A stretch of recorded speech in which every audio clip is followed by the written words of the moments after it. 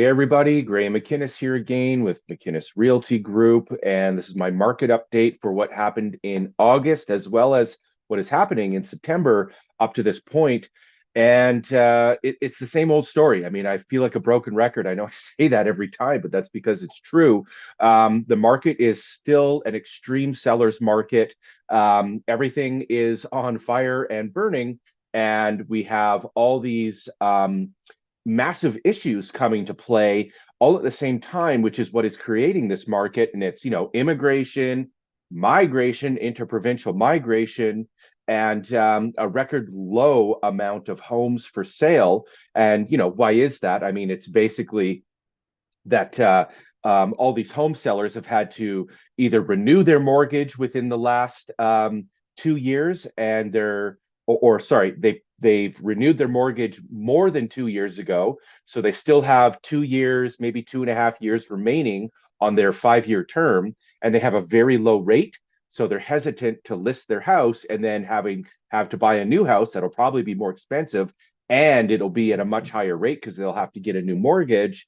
Um, or they're a person who's bought just within the last 2 years, since the rates have been higher, because there's been so many sales in the last 2 years. The activity has been very strong, and they're just not ready to resell their house. People typically sell every 5 to 7 years. So we're going to see an increase in the listings for sure, but that's probably not going to be for maybe 2 years. So theoretically, potentially, we could be in this crazy hot market for up to 2 more years. I don't think it's going to last that long personally. I think there'll be other factors that are going to cool the market. Maybe the immigration will slow down, the migration will slow down a little bit. But we'll see. I think that those are still going to be factors, just kind of hoping that things change a little bit to cool the market. Because honestly, this isn't the best for anybody. Even if you're a seller and your home value is going up rapidly, which it has the last 2.5 years, it's like, where do you go, right? So it doesn't really make that big of a difference at this point in time to you. It's kind of makes it a little more challenging.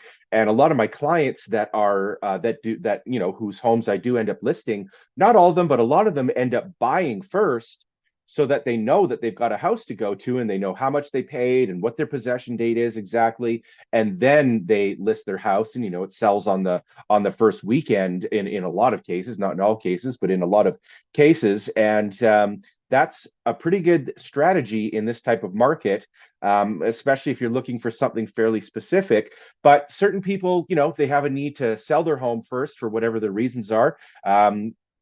That's perfectly fine. And then you just kind of a bit of a roll of the dice on hoping you can find something to buy and move into before the person who bought your house needs to move into it. So let's take a look at some of the statistics here. Benchmark price up 7% over this time last year. Again, that's a bit of a deceiving statistic because it's 7% up over August of last year, when homes have gone up more than 7% this year alone, in a lot of different price ranges and product types. So again, the market is a lot hotter than even these statistics indicate, and these already indicate that it's a very hot market.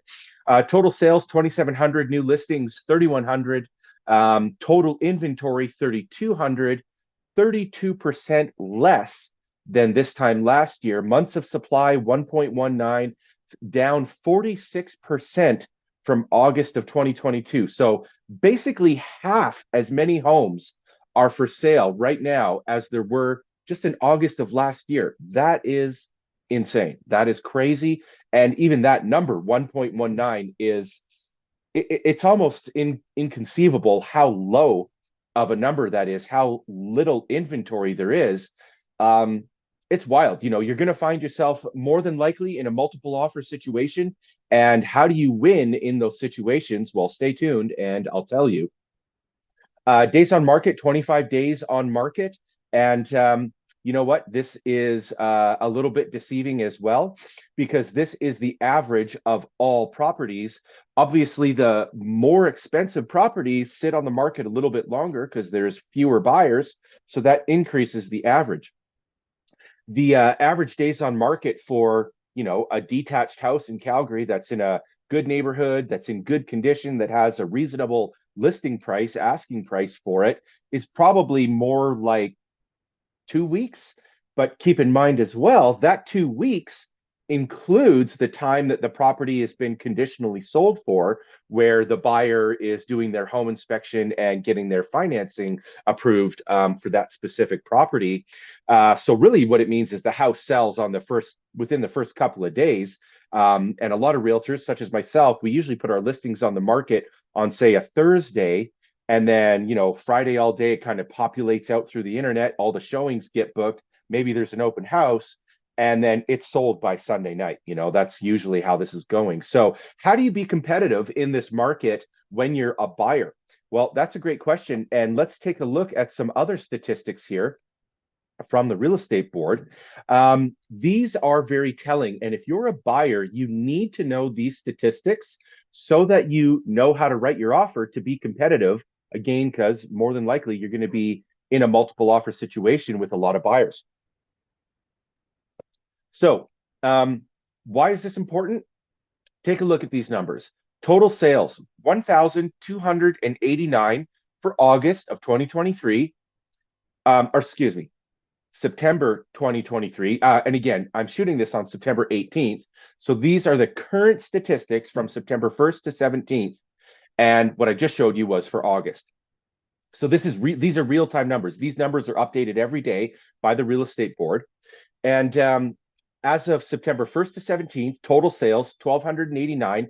Last year, there was 1,058 sales between September 1st to 17th.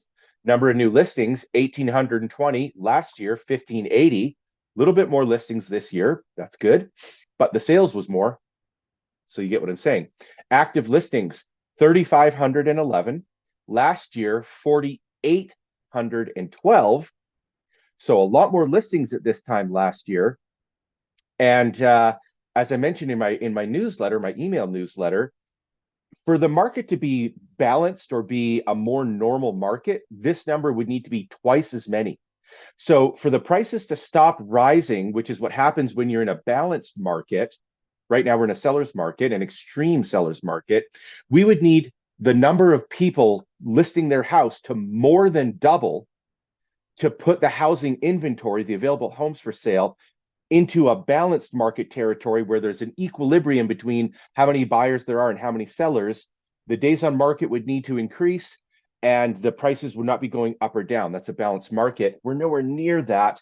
And think about it to yourself, like what would need to happen in the world, in the economy or whatever, to make twice as many home sellers think about and actually list their house than are right now.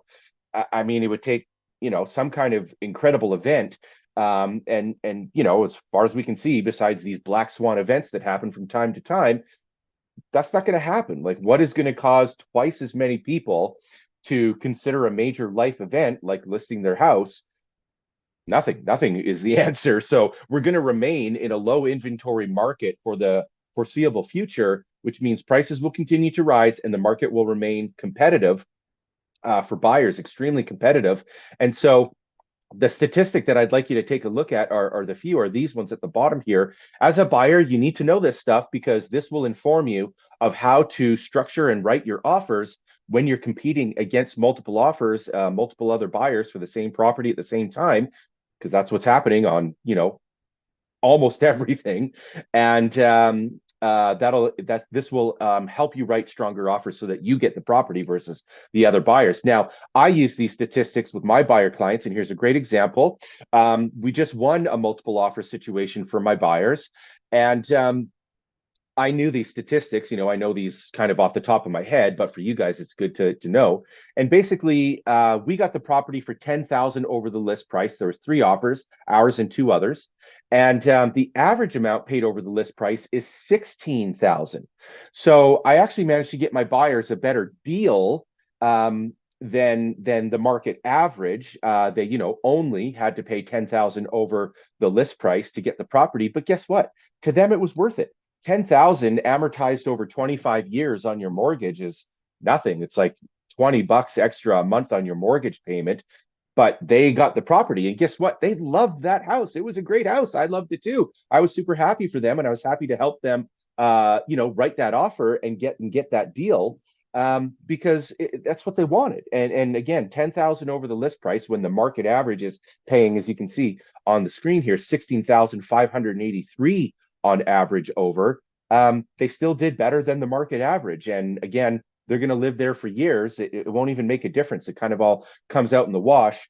And even honestly, the list price could have been a little bit higher anyway. So I think they actually got it for the actual market value. Never mind the fact they paid a little bit over the list price, but the actual market value. I mean, I did a CMA on it, a market analysis. Similar homes were selling for 30,000 more, listed for 30,000 more than this one was listed for. So just kind of depends on how you look at it, right? You have to know the market and know the statistics to know if you're doing the right thing or not, and you need to work with a good realtor to know that. So again, let's just take a look at this. So sales to new listings, 70% of all the new listings in between these dates are selling, whereas last year it was basically 67%.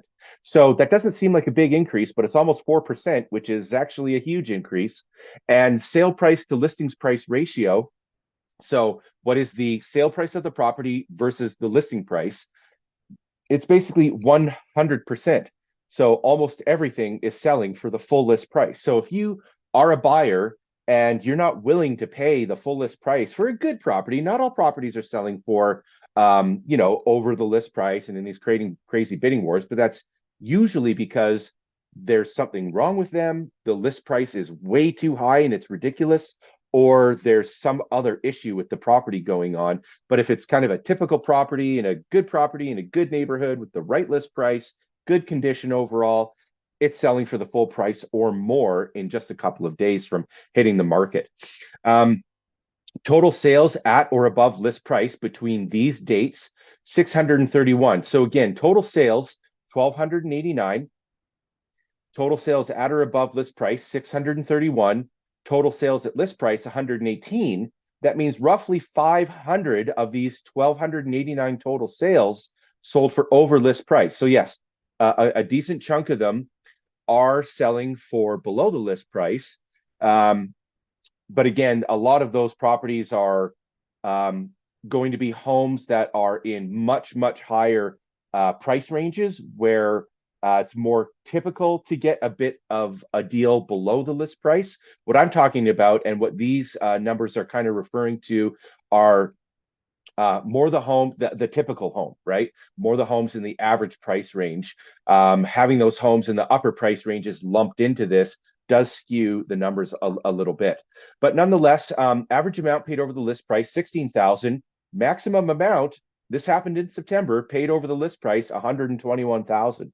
So, that would have been more than likely on a fairly expensive property, probably something well over $1 million, where the percent of that this number represents is not as big of a deal. It wasn't like a $400,000 house that sold for 521,000. It was a $1.3 million house that sold for 1.421 million. Probably, but maybe not. I don't know for sure which exact house that was. And then again, it breaks it down. So that's every property all lumped together, all property types, styles, and price ranges. This is the actual breakdown. So you can see detached homes, the average amount paid over the list price is actually more. It's 20,400. For row and townhouses, the average amount paid over the list price between September 1st to 17th, 16,600. And the semi-detached average amount paid over 17,000 over the list price on average. And for apartment style condos, average amount paid over list price 8,500. So you need to know these numbers, work with a realtor that, knows the market, knows the statistics, and this will put you in a lot better shape knowing, if you get in a multiple offer, well, how much should I offer over the list price? I don't want to overpay, but I do want to get the property out, when I'm competing against all these other buyers. Well, it should probably be somewhere around this average. But again, you have to talk to your realtor, and the realtor would need to do like I do for all my buyer clients before we make an offer. I run home and I do a market evaluation on that specific property that they want to make an offer on, so I can determine if the list price is the right price, the fair market value, more or less. And if we are in a multiple offer, how much over the list price would they pay without, overpaying? That's a bit of a loaded word though, because what does that mean? Like, if you would you say you overpaid if you overpaid by, let's say, on an apartment more than this, say you paid over the list price by 20,000, more than double this number, more than double the average, but you got the property. Would you say you overpaid if in 5 years from now, when you go to sell it, it's gone up another $100,000 in value? You probably didn't overpay then. But it depends on the situation. There's so many factors that go into this, you guys. So that's the message. Know your numbers, know the market, work with a realtor that knows how to help you win in these multiple offer situations. And by the way, on that one that I just helped my clients win, there was a lot of other stuff that went into us winning that offer, that multiple offer situation as well. My communication with the listing agent on that property, how I communicated, how often, what I said, the details and the information that we shared with the listing agent and therefore the seller of the property, that kind of emotionally helped us win them over versus the other buyers and stuff. These are all factors that come into play when you're trying to get the property of your dreams. Because if you're not making an offer on the property of your dreams, so to speak, then what are you doing, right? You should be obviously making offers on properties you're very, very interested and motivated to get, and therefore willing to do things, like pay over the list price, because if other people feel the same way, that's the only way you're going to get it, right? And you don't want to run around doing this 2, 3 times, 4 times, and get burnt out on making these offers and never getting it. Most of my clients, if we get in a multiple offer situation, I usually win. And if we don't, and we look back at the situation, 2, 3 months down the road, usually it works out that that was probably a good thing that we didn't get it, and we went on and found something else that we did get that they liked, even better, or that the numbers worked out better or whatever. So anyways, I'm going to leave it at that. That's the message, you guys. Work with an experienced agent that knows how to win these multiple offer situations. You got to know your numbers. Your agent has got to know the numbers, and that's how you're going to come out on top. Thanks a lot, guys. Take care.